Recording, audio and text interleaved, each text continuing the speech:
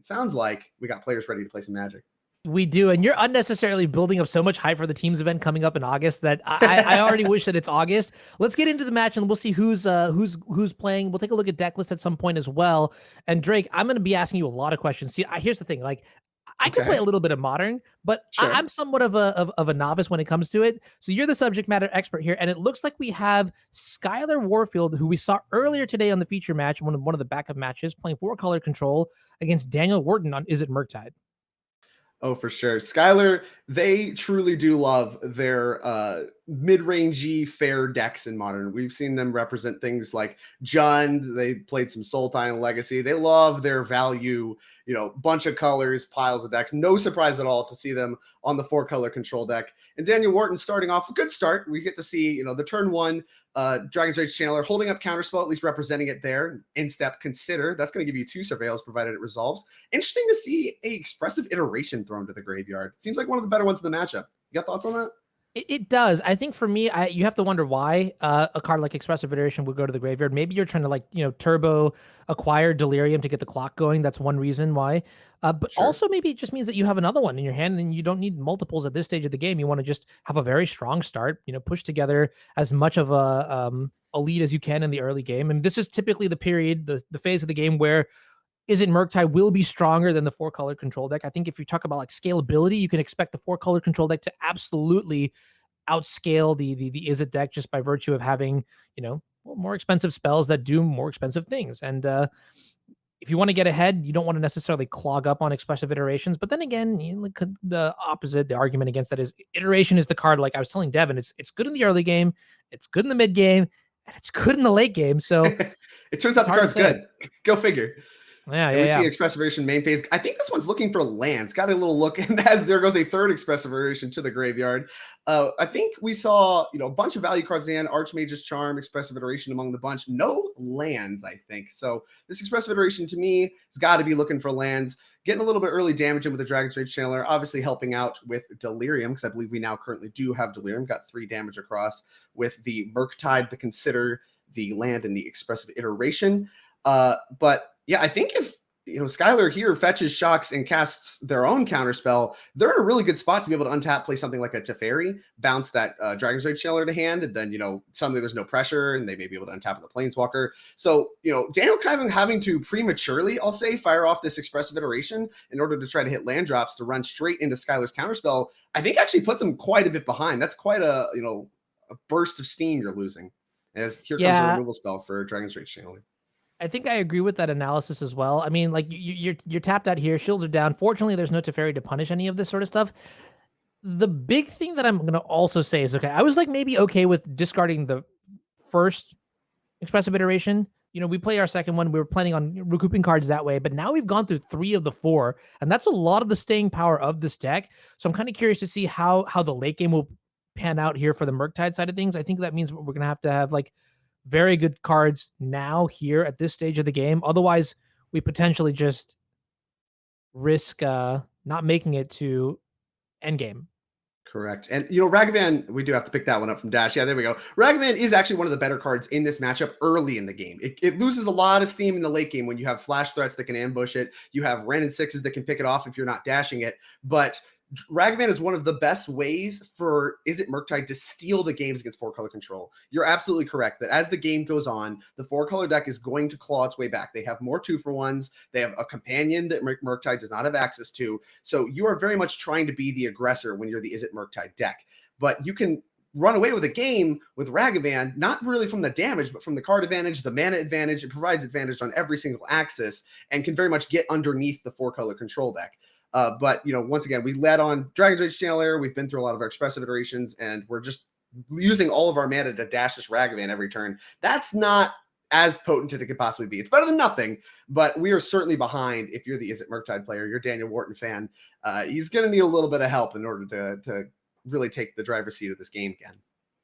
I'm not gonna lie. One thing that's really got me emotional is like every time Skyler picks up their deck and just like goes through 80 cards, I'm just like, that's so much. Like I'm not used to Yori on decks. Play Commander. What is this? yeah. Functionally, as we see Eternal Witnesses to come down here, and I guess you have Prismatic Ending, Counterspell, and a land as a target. Gonna buy back the Prismatic Ending, which is I think I like this. Yeah, you're getting removal. Oh wow. Oh, I like this a lot. You constrict Daniel on his mana. You have Eternal Witness as a blocker, as it is Daniel's missing land drops. Not going to be able to play a removal spell and dash Ragavan. Went ahead and cracked the treasure response to check out that Eternal Witness. So all in all, that Eternal Witness, kind of a 2-for-1. I mean, it traded for a treasure and a Unholy Heat, but both players using all their mana, and that still favors Skyler. Skyler is the one making their land drops. So they are still getting ahead, even if it's not, the card advantage axis, even if it's not the best possible trade you could get. Getting ahead on mana is huge here. So yeah. I think that was actually a really tight play by Skyler. I like that a lot. Is what's also interesting to me, and maybe this is something that you can shed some light on, is I'm pretty sure Skyler also picked up a copy of Teferi at some point, and I'm wondering whether or not. Oh wow, that's a pretty big card. Here's where it starts. Yeah. Oh, we have, with the trigger on the stack, going to go ahead and Unholy Heat that one. We do have Delirium, going to take care of Omnath. But once again, here's a 2-for-1. That draws a card. Skyler's still making land drops, still doing 2-for-1s, whereas Daniel's kind of still constricted. We have another turn we can get in with Ragavan, but that's all we're doing. Skyler's life total maybe getting a little precarious. Ragavan hit puts you in double lightning bolt range after this connect here, and that's going to hit Prismatic Ending. Can go ahead and cast that one on Abundant Growth if he wants. Looks like we did finally draw a land, so maybe we have something else in store. Yeah, now that we find, and it's kind of interesting, right? The old mana flood versus mana screw situation. And I wouldn't say that Skyler is technically mana flooded. I'm thinking they have enough number of cards or just spells in hand.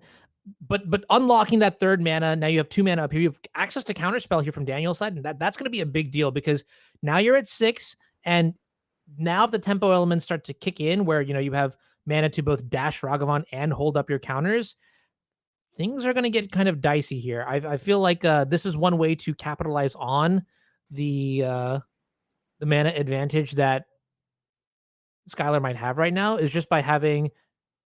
Well, I mean, you've spent so many resources in developing your mana base that now, you can just counter the relevant spells. And I agree. Maybe get the last I think that Unholy Heat on the Omnath was a huge play there, because that's really how things start to snowball for the 4-color control deck. You get ahead on cards, you get way ahead on mana, and you still just have this threat in play. Omnath, a card that looks like it should be too slow for Modern, but with all the pitch cards in the 4-color control deck, does a great job of cleaning up everything once the dust settles. It gives you cards, it gives you a threat, it gives you mana. It does it all, literally. I mean, the card's an essay. So, having the Unholy Heat for that, even though it was a 2-for-1, was huge. Daniel's still not that far behind on cards because he has been missing land drops. And, with the counterspell that was timely to line up against that Teferi, all the instants are still active. And we're going to go ahead and deploy quite a few threats here. Here comes a Murktide and a Ragavan. Looks like not a dashed Ragavan. Could have dashed it maybe second main to the Murktide. Have to wonder if we're just trying to lock the game up, put 2 huge threats into play that, are really concerning. Skyler at 6, this Murktide almost assuredly going to be lethal. So potentially forcing Skyler to answer the Murktide. Maybe you get a hit in with Ragavan, and, that's gets you ahead on mana, and you get to play the game further. And, the Ragavan gets to go unchecked and maybe seal the game up. Yeah, I think I do quite like this. And wow, you can see that just disciplined play there. So first of all, sorcery speed, just 1 mana Ragavan plays around Ice-Fang Coatl brilliantly. But then also that 2 copies of Prismatic Ending are gone. 1 copy of Solitude has been exiled, all to the Dash Monkey. So there's a real chance that just by playing this slowly, you guarantee that you'll actually be able to play both threats. If you had dashed the Ragavan, it dies to the Ice-Fang Coatl. You don't get to play the Murktide, and that's such a massive loss on tempo that you really can't afford it at this stage of the game. You're so close to crossing the finishing line that I love the play that Daniel made there. Yeah, incredible stuff. Would have easily gotten blown out by the Ice-Fang Coatl. Instead, untapping with 2 incredibly threatening creatures. Do believe we have Death Touch on this Ice-Fang Coatl. So looks like we're going to go ahead and send in the Ragavan. Not particularly interested in trading the lethal threat with the Ice-Fang Coatl, but maybe a little more satisfied to trade the Ragavan. It's already gotten a bit of value and mana and what have you. So maybe willing to trade that one off the Ice-Fang Coatl. Skyler going to go ahead and fetch to 5. Now maybe the Ragavan hit plus a bolt could convert to a lethal kill here. We'll have to be a little careful with the life total. Looks like Sokenzen. Wow. That's a good one to have here. Let's go ahead and channel that one. Make some blockers. Can't counter that one. Nice Archmage's Charm, says Skyler, as here comes 2 1/1s that are prepared to block. I will move to blocks. Yeah, what's crazy about Sokenzen is that it's like just two answers to the Ragavan, right? So the Archmage's Charm probably would have at least gotten rid of the Ice-Fang Coatl. You know, you take the token if it was only one, and then you could force the Ice-Fang to block. But two tokens. I actually I think this is one of my more favorite channel lands in the 4-color deck. I mean, Otawara is nice, Boseiju is nice, but Sokenzan is the one that really just makes me happy. I can't explain why, because I'm not a red mage in any capacity. It's just Sure. how it works. It feels like a planeswalker. It turns Wrenn and Six into what feels like a true planeswalker. You know, you get to plus it up, maybe convert a little bit of mana, but you make 2/1/1s. Suddenly, Wrenn actually just kills your opponent in like a reasonable time frame. You're not sitting there flashing back counterspell until they actually die. You know, being able to tick up over and over again and keep channeling Sokenzan actually ends the game. So I like it from that perspective for sure. Looks like we're going to go ahead and is this casting of Yorion? Is that what's I mean, speaking of channeling, it does look like Skyler trying to channel the power of the big sky noodle, but that's going to get counterspelled, and not quite. Yeah, it looks like the board might be stable One here spell now. from each player, no Ledger Shredder trigger, but this Murktide's still a lethal threat. Looks like Archmage's Charm and a land for Daniel Wharton. That Archmage's Charm gonna be impressive. Looks like if Skyler's casting Yorin, you have to imagine they're pretty low on resources. Gonna go ahead and fire off this Archmage's Charm, potentially trying to line up a kill. Any removal spell should get the job done, provided it costs a single red mana. Looking for Lightning Bolts and Unholy Heat to get this Ice-Fang Coatl out of the way. Found a Dragon's Rage Channeler that will trigger Ledger Shredder. Do a little connive action. Yeah, I think one thing that we've noticed counter today, for you. Say again? One thing that we've noticed today is just how impressive Ledger Shredder has been in terms of like new Capenna cards. The bird is just absolutely overperformed by every single metric possible, I think. Oh, for sure. And what's impressive to me about the card is it reads like something that would be only really good in EDH, right? Here's this thing that cares about doing a thing on each player's turn. So it's like, all right, yeah, that's good. There's 4 players. I want to be doing things on other players' turns. But Ledger Shredder here, triggering on your own turn and being so good on rate, a 2-mana flyer that grows and loots, it just does it all for you, is a card now we're seeing in a lot of constructed play, and it's extremely powerful because you can't afford not to play into it. If you treat it like a rule of law, then it's even better, and you can still trigger it yourself. Like, the card is so powerful, so cool, and very much my thing. I love Izzet cards that dirtle around and, obviously eventually win the game, and Ledger Shredder just does it all. Omnath, though, big draw for Skyler. Here comes a fetch land 2. Looks like Counterspell, Abundant Growth, something else I can't quite see among the bunch. Not anything that really answers onboard flyers, though. So, that Yorion being countered is kind of problematic. That's one of your bigger flyers that you can take care of these creatures with. As it stands, you need like 2 answers, really, because there's so much toughness. 1 Fury is not going to get it done. So, you really need quite a bit of help here, I think, in order to really shut down these flyers. And Daniel has plenty of life to work with. I don't mind taking this racing situation. Let's go ahead and serve with 4 points. Check for Delirium here. I think we do have Delirium, instant sorcery, creature, land. But yeah, one thing I want to harken to is, I mean, Omnath is a pretty decent stabilizing tool on this board state. I mean, we also did pick up a copy of Counterspell. I'm not going to say that the board state is completely solved yet. Like you mentioned, flyers just very powerful, but Omnath being able to gain life on either player's turn is going to be massive in terms of dictating. Expressive Iteration is just what the doctor ordered for Skyler. Plenty of mana to work with and plenty of cards that they would like to see. Particularly flyers, removal spells, even Wrenn and Six, I think would be a fine draw here. You can actually threaten to truly race, like you said, gaining all that life, plus channeling Sokenzan every turn, I think does more than enough to actually swing the race in their favor. Going to go ahead and fire off that Expressive Iteration. Have to be super excited about that one. Well, you can't be too excited because don't forget, Expressive Iteration means you get to cast another spell this turn, but that's going to trigger Connive on the... okay, how about Fury? How about you can trigger Connive all you want, but it's going to the graveyard? How about that? Yeah, that is an incredible subset of draws here. I mean, first Omnath slammed that into an Expressive Iteration, now curving out finally with Fury, and Omnath gives us a lot of mana, so we still have Counterspell. And here that comes. Fetch a Triome up. Here comes 5 mana. Thank you very much. Very crazy. And just like that, we get to see truly the power of Expressive Iteration in these fair matchups as the game goes along. We talked about this early on. Murktide is under so much pressure to end the game, or you have turns like this that the 4-color deck can present as the game goes on and on, where suddenly you went from, oh, I have a chance, I think I'm doing okay, to, oh, no. My chances of winning, they're going down extremely rapidly. And it looks like Connive to Polluted Delta the graveyard. Fury's going to enter the battlefield.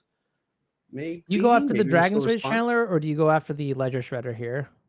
I want to go after the Ledger Shredder, I think. The Dragon's Rage Channeler, you can gain 4 life a turn. It's a known quantity. You can outrace that as long as you're only drawing lands. And if you're not drawing lands, hopefully you're drawing removal spells.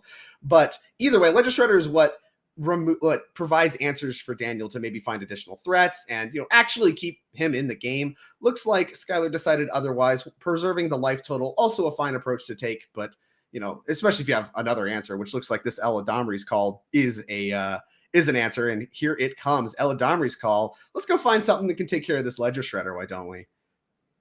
Yeah, I think I also saw a Teferi in the grip somewhere there, which is going to be incredible at not only stabilizing the board. We're good to go. Yeah. It's crazy because I think like if you walked in on this game maybe 4 or 5 minutes ago, Daniel was just massively ahead. Like had Murktide Regent, Skyler's at a low life total, and then this is incredible. This is some sick comeback potential from the Omnath deck. Well, here is an Archmage's Charm. That one can take care of the Solitude. Looks like Skyler has it all, though. I believe we do remember a counterspell in their hand. Gonna go ahead and trigger Omnath. Sure, why not? Get a little extra 4 damage for your trouble. And we're gonna go ahead and put that Archmage's Charm directly in the graveyard. Thank you very much. And look at how much mana Skyler has spent this turn. This is exactly what we're talking about when it comes to Omnath, right? Omnath, literally he's gained 8 life in this game. If it weren't for Omnath, Skyler's dead, right? Literally, they're at 7. They've gained 8 life. They would be dead. Also, we just cast 13, 14 mana worth of cards. It drew a card, and now it's attacking for 4. This is exactly why Omnath is so potent in this 4-color deck, is it literally just does it all. It does the whole works. The kitchen sink too. Wait, this is... I mean, okay, I'm not going to, count my chickens before they hatch, but I think I see a Ledger Shredder and a Lightning Bolt in the hand here for Daniel, so there's a chance. There's a chance. It's a good start. Skyler very low on resources. Lightning Bolt gonna take care of the Fury. I believe we need to do that so we don't die on board, right? Because double strike plus the 4 damage, we need to not have to chump block. Right. We can still block the token, so 4 damage is all it is represented right now. Okay, all right. I mean, believers in the chat, is it Murktide right now? Can't we find... Oh my gosh, and what a draw! Wrenn and Six. That's going to provide a land drop every turn to gain 4 life every single turn.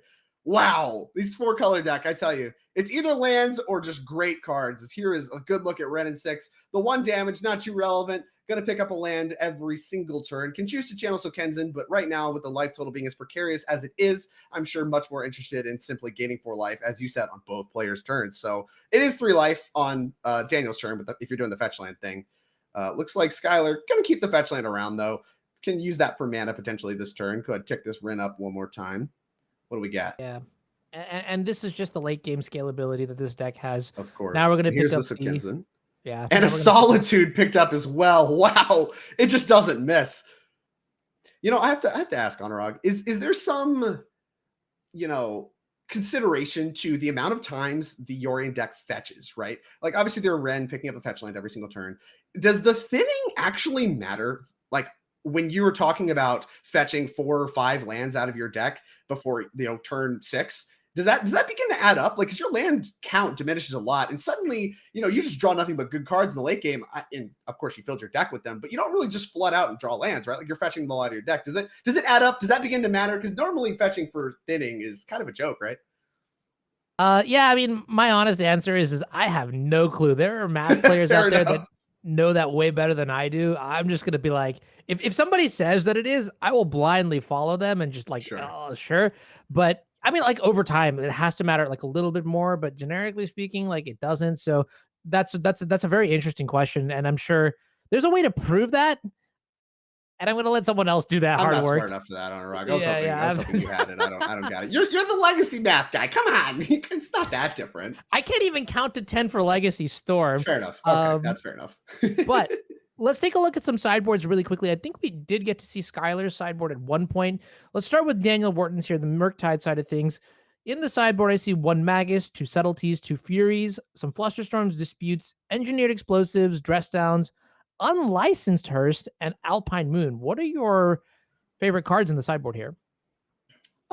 So I like the disputes a lot. I think hitting Teferis is very important. I think trading up on mana, that's something you talk about when you're talking about tempo decks a lot. You want to be trading up on mana. I think disputes do a good job of that.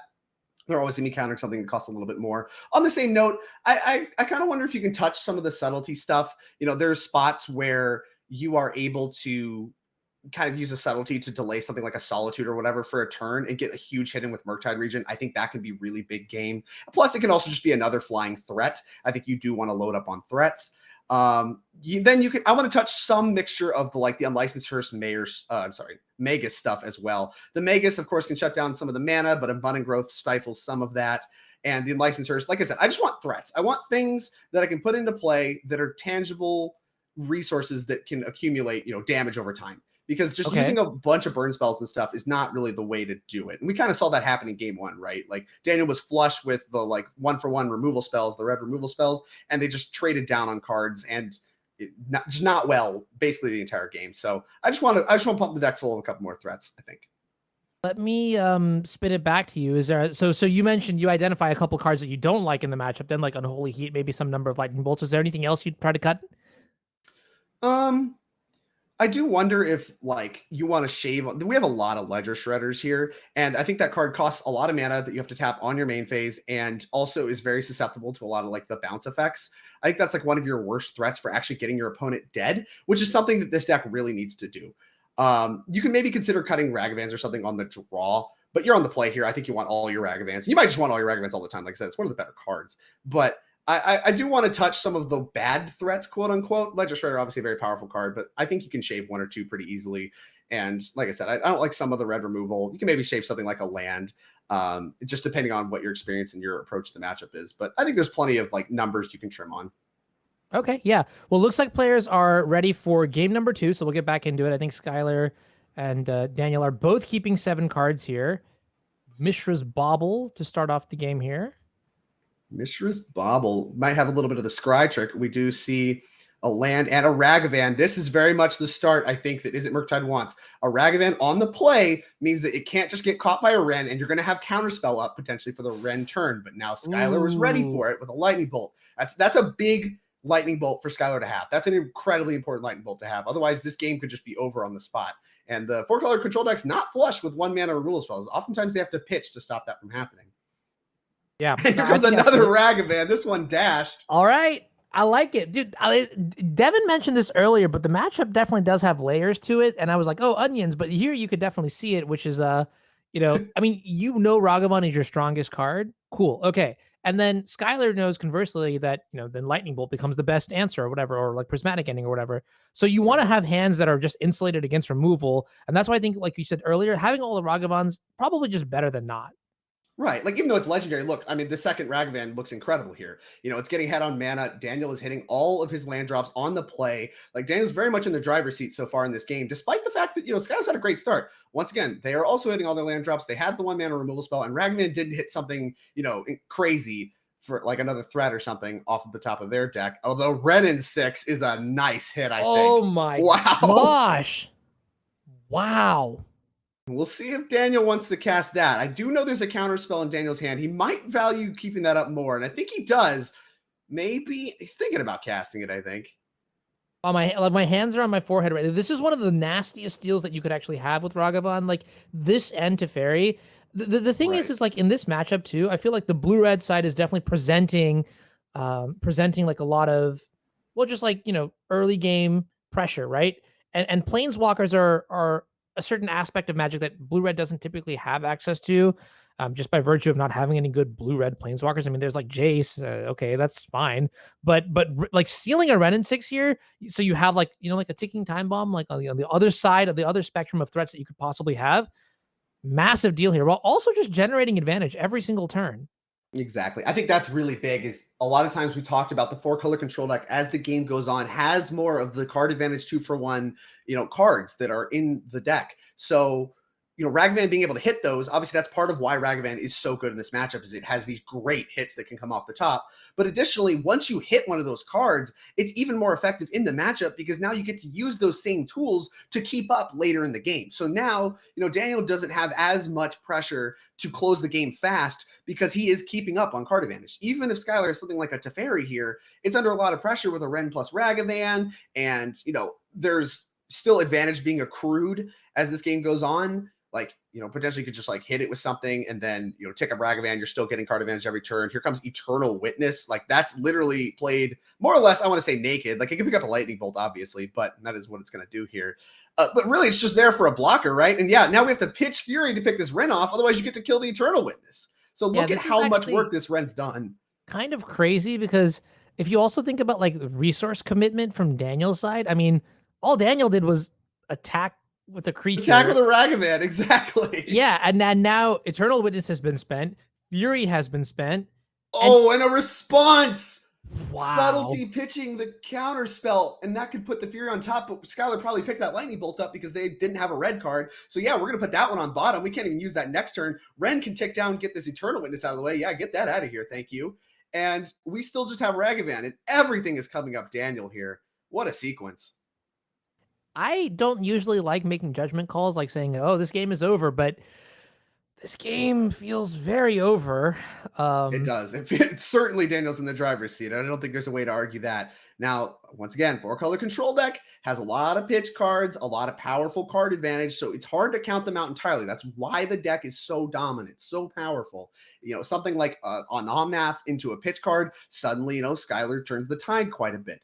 But we haven't really seen what Daniel's got cooked up for this turn, and already, he's just so ahead on every axis, even life total.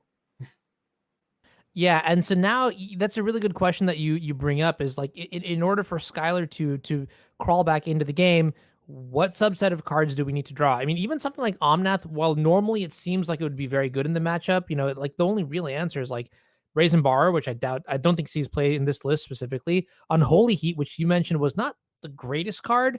Like Bolt plus Wrenn and Six is actually kind of a classy answer in this exact board state.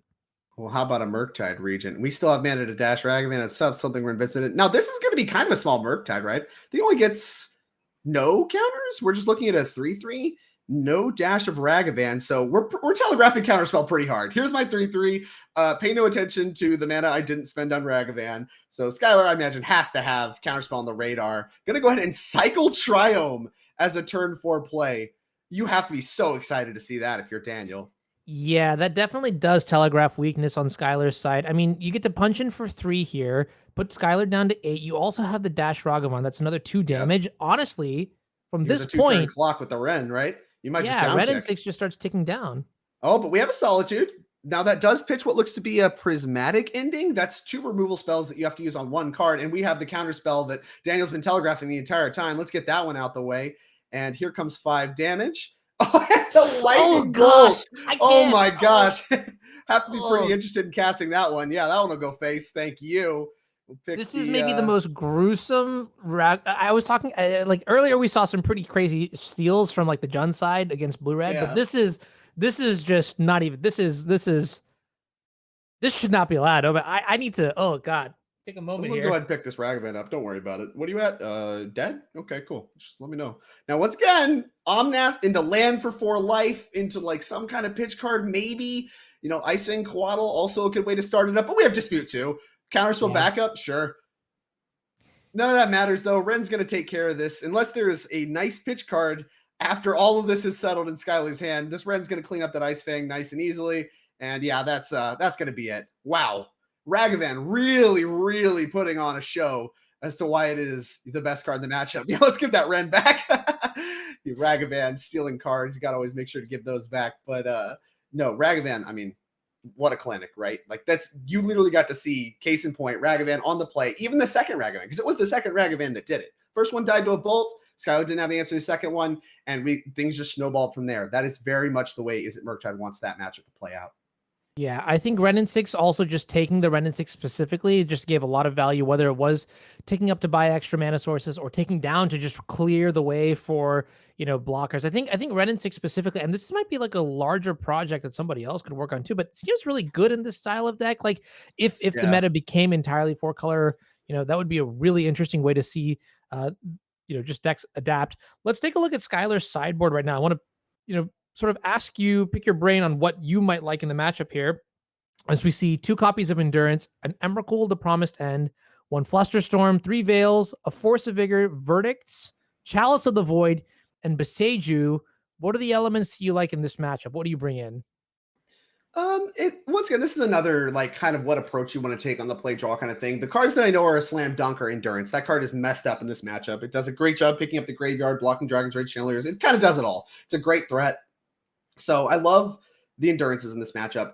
Now, I think you could be enticed into bringing in some combination of the Veil of Summer Flusterstorm stuff. You are aware, if you're Skyler, I'm sure, they've played this matchup a ton of times, that the Murktide deck tries to fight you on the stack. They're going to try to fight you with Counterspells, Archmage's Charms, Mystical Disputes. We saw all that happen. We saw all that play out. And you're going to want some counterplay to that, especially at the 1 mana. That way you're not getting destroyed on mana time after time. So I want to touch some number of the Flusterstorm's Veils. I think bringing in all of it would be maybe over sideboarding. And I think Chalice is, once again, that's something you could consider if you are planning on, doing some kind of sequence where you have it on 1 the entire game, then play a Teferi and pick it up so they can't cast 1s. You cast all your 1s and then replay it. We've seen that happen. We've seen Skyler specifically on this series do that before. So you could try some number of those as well, and they kind of fit into the game, even though you have 1 drops. But, I think overall, your deck's pretty well set up in the main deck. You're not really, it's all about what do you want to cut? Like a lot of your cards are really good. You just need to be able to cast them. Yeah, that makes a lot of sense here. As we see both players deploy lands in the early phase of the game, abundant growth here, turn 1 for Skyler. And honestly, this is a pretty solid start here. I mean, no turn 1 threat from the blue-red side. I am wiping the sweat off my brow after that. Oh yeah, I mean, we saw the just threat into threat. Like that's exactly how Izzet Murktide wanted to be. Now on the draw, it's a little more risky. If you lead on a turn 1 Ragavan, you're opening it up to a turn 1 Wrenn and Six. That the same is true for Dragon's Rage Channeler. So a lot of times you might want to consider holding your threats for a little bit longer. Although we got a good look at Daniel's hand there. It looks like a lot of counter spells, a lot of magic cards, but like no creatures. So right. It's an interesting keep. I mean, the Consider does help do some work in order to find those. If you are wanting to take more of a control role and just answer all the 2-for-1s, and just like I said, win on mana on the draw, that's like a way to do it. But I think in general, you're better off at least having a single threat that you can play later on and protect. But maybe we just don't need it. It looks like a Ledger Shredder maybe pulled to the front. I'm gonna just really quickly point something. Did Skyler miss their 3rd land drop? They sure did, and that is usually the death knell for the 4 colors, especially in this matchup that's all about mana. Now you have to imagine these cards are not going to resolve. If Skyler's missing land drops, they've got spells. So a lot to slog through if you're Daniel, but you have to be super excited because you're already winning on mana if Skyler's missing land drops. And that's why Wrenn and Six is so important to this 4-color deck, is it hits every single land drop for you. And we saw how Skyler utilized that in game 1, where they were on turn like 8 or whatever, didn't miss a single land drop and used every ounce of mana available to them. Yeah, we also saw in game 1 how when one player was short on mana, the other player was able to just do whatever they wanted. And I think in post-board games, when the level of interaction is dialed up to 11, it's going to be a lot worse as we see Ledger Shredder come down on Daniel's side. Exactly. And this is exactly the nightmare situation for Skyler, because now Daniel's in a spot where he can deploy a threat and have counter magic up to win the counter fight. Skyler doesn't even have the additional mana to, even though they have a bunch of spells, they don't have the mana to actually fight any kind of counter war over the threat. So Daniel, not worried about anything like a Supreme Verdict or anything, can just deploy threats willy-nilly, have plenty of mana up to win a counter war. And, this Ledger Shredder doesn't even really need to grow. Like, we're just going to get it done eventually. Like, Skyler is so far behind on mana right now that trying to get greedy and put counters on stuff is just not really the way to do it. We're going to see if this Lightning Bolt's going to be allowed to happen. It sure is. We can go ahead and get rid of that Dragon's Rage Channeler. Going to keep the Ledger Shredder. Omnath, not a land. Going to pass back. End of turn. Looks like might be trying for an Archmage's Charm again to draw 2 cards. Yeah, like and this is getting from bad to worse here as... Daniel's got a very clear advantage and is just snowballing it even more, right? So using all these cards, I mean, this must have been the original plan to begin with. When you keep a hand that has a lot of, stack-based interaction in the form of counterspells and Archmage's Charm. I don't think you're looking to play to the early game. It just so happens that the lack of lands gives you this opportunity, but I do like converting Archmage's Charms into extra cards, additional resources, snowball your mana advantage, start playing more threats. And yeah, this game, as unexciting as it might be for there to be like, this sort of stomp, I think it's still possible for Skyler to come back, but this is how you close out games when you have a very clear path to it, right? There's like sharp play here. I like being efficient. I like being cutthroat. Just get the game over with. Archmage Charm drawing 2 cards, good.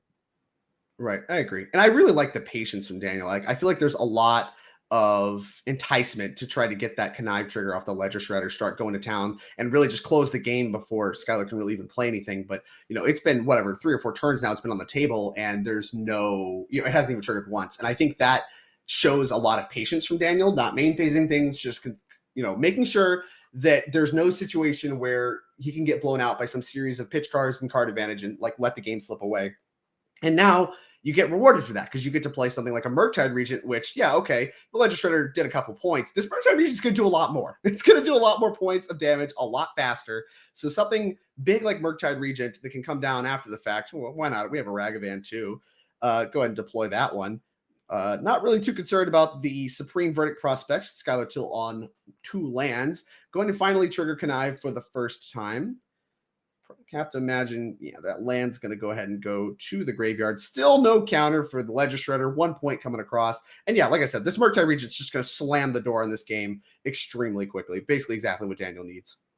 Yeah, I think this is the critical turn where Daniel's able to actualize all the card advantage, actualize the mana advantage, and convert that to a board presence, which is overly lethal. I mean, this one interesting decision earlier was, when Skyler chose to Lightning Bolt the Dragon's Rage Channeler. I believe Daniel had a copy of Counterspell in the hand here. And you can sort of see here, Daniel just doesn't care about all these wibbly creatures. I imagine we're just going to be using Counterspell to protect the one true regent of them all, which is, the Murktide. And I like that a lot. You have a very clear path and you take it. You just, and that bolt and then the dragon. And then, it's a bit too much. Yeah, it's just more than enough. Like, there's not even enough turns for Skyler to claw their way back. So, I mean, that is kind of the way it needs to go for Murktide, right? And that's really the appeal of Izzet Murktide. You look at the 4-color deck, you look at the deck composition, the cards are individually more powerful, right? Like they're all 2-for-1s, they're pitch cards, they cheat on mana somehow. Like all the cards are more powerful, but the appeal of the Murktide deck is it functions from a lower mana base.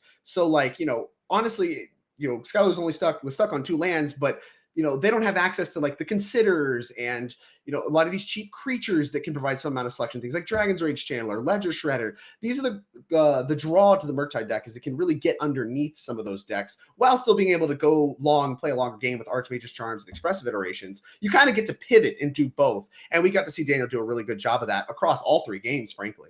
Let's get into this backup match. I want to watch more Magic and see what's up. What do we have here? It looks like we have Raja, who we saw earlier in at 4-0-1, and it's against Zach Allen, which is a very notable name, I believe, on the leaderboard last I saw. And this is going to be a very interesting matchup. 2 control decks going at it head-to-head, but not exactly the same. Oh, yeah, absolutely. And these are both, I believe, Michigan players. They play with the same store. I'm sure they know each other's deck lists and everything going on this weekend. And both, huge control players. Our first NRG in Michigan. It's no surprise to see both of these players showing up with control decks, doing what they do best, drawing cards and playing lands and passing. So Zach Allen, one of our winners from our team event in Minneapolis at the end of season 1, here again, like you said, a leaderboard contender for sure, looking for a slot in that NRG championship at the end of the year.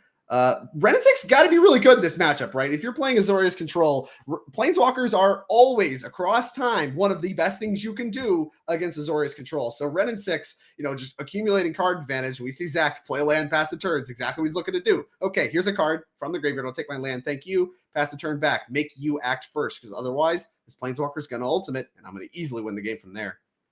Yeah, this is a super interesting early game. I mean, Wrenn and Six is one of those cards that, like you mentioned, it will just absolutely dictate the pace of the game or the match, however it might be. And I think it being it came down under Counterspell on turn 2, which is a big deal. I'm not so sure if Raja has a copy of Prismatic Ending in the hand, but you are right. It's going to be very important to find one of those. It seems like there might be a copy of Prismatic Ending, but I also saw a flash of a Counterspell in the pan, and that to me is quite impressive. If Raja is choosing to hold up Counterspell rather than play the Prismatic Ending, that is kind of a big deal and indicates quite a lot about how Raja sees that the game should play out.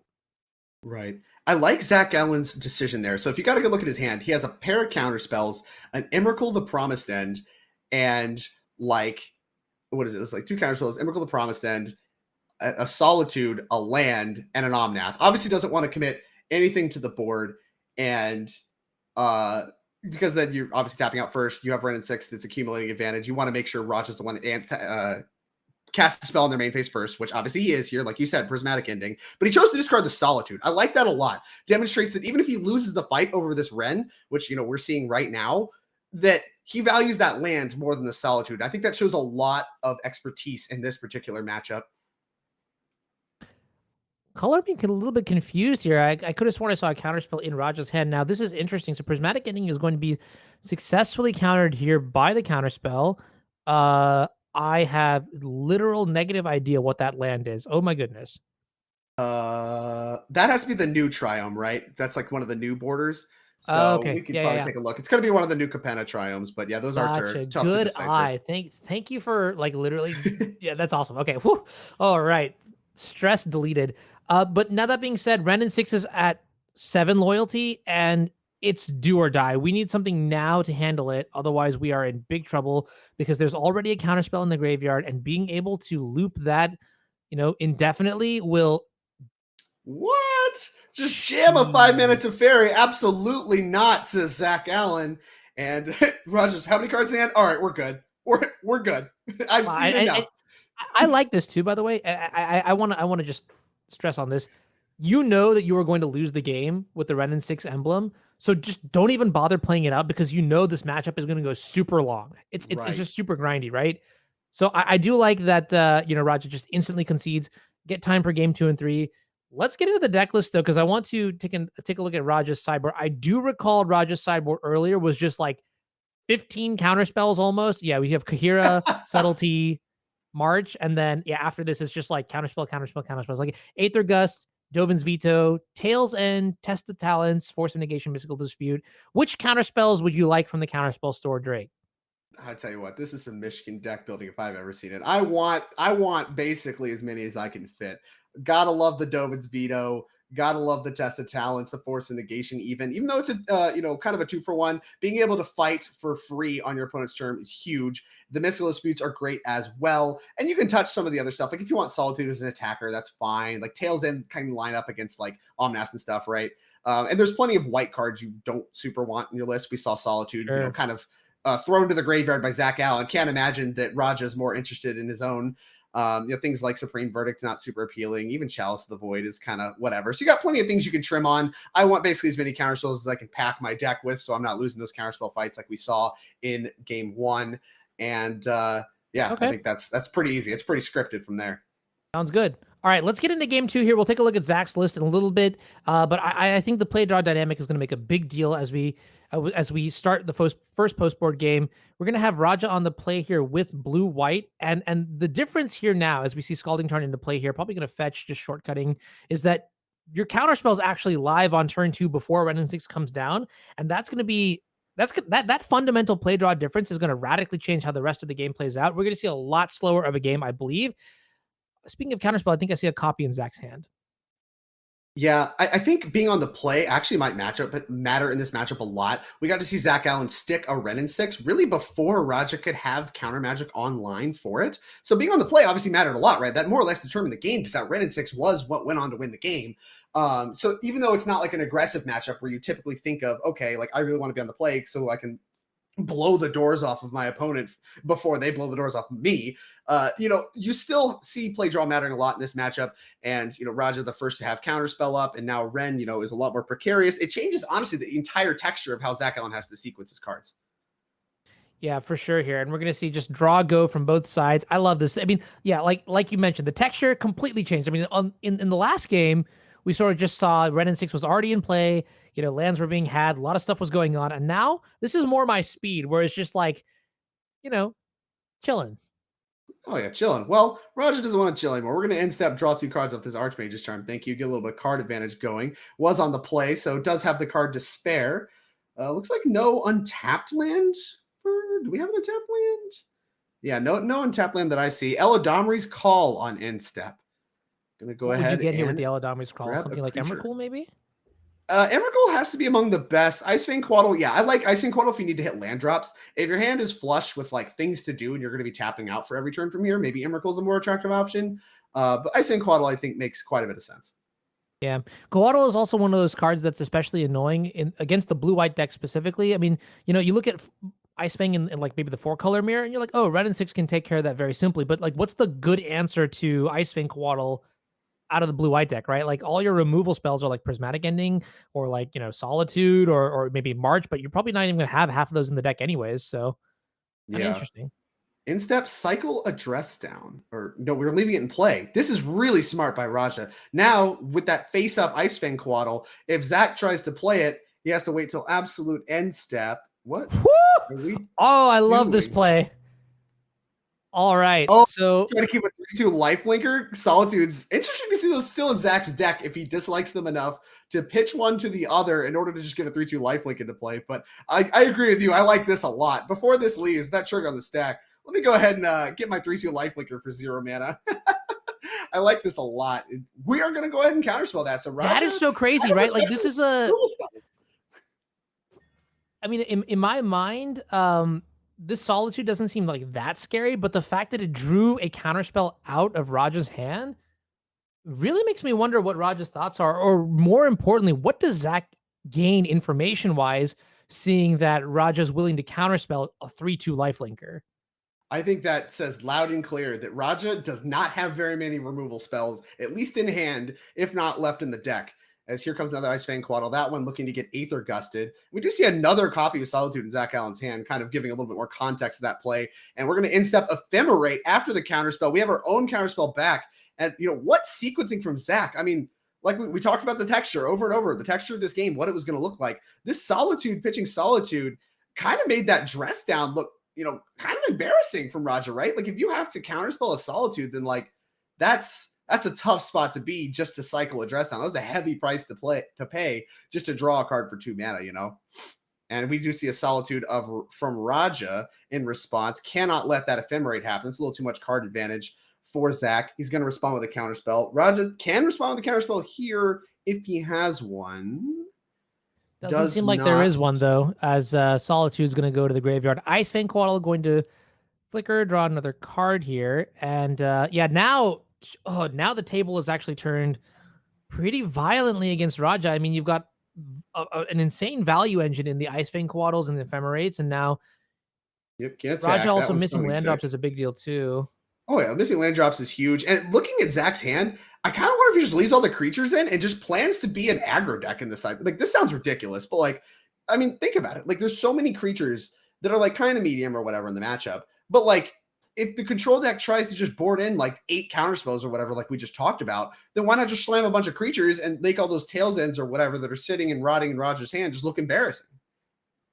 Yeah, I totally vibe with that. You know, just like play the tempo role in the matchup. I mean, the fact that you could even transition the 4-color deck, which is typically like I would say like mid-range / control, into something that is very tempo oriented, really does demonstrate not only just like a really good understanding of the matchup, but also just a lot of skill with the deck and being able to flexibly leverage all the tools in every capacity, maximize all the value out of it.